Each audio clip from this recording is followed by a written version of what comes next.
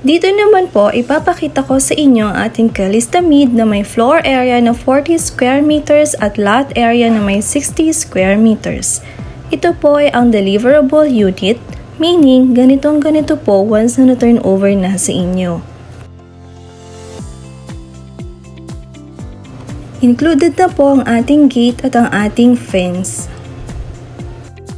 Ang maganda po dito, malaki na ang ating parking space. Pero hindi po kasama ang landscaping pati na po ang turf stone dahil lupa po siya upon turnover. Ang advantage po ng may malaking space dito sa harapan, kasyang-kasya po ang dalawang sasakyan at may space pa for garden. Dito naman po ang ating main door, lightweight steel door na with double lock. Napaka-spacious po ng loob. Gamit na lang kulang, pwede na po kayong mag-move in. Dito naman po ang ating toilet and bath. Complete set na po siya with shower sets, toilet, and lavatory sink. Nakatiles na din po at may bathroom door. And then dito naman po ang ating service area na may provision na para sa saksakan ng inyong washing machine. Ito naman po ang inyong kitchen countertop with cabinet. At meron na din po tayong provision for cable, telephone wire, and internet. And of course, may provision na din po for lightings, except sa bombilya. At ang ating wall po is painted wall na color white.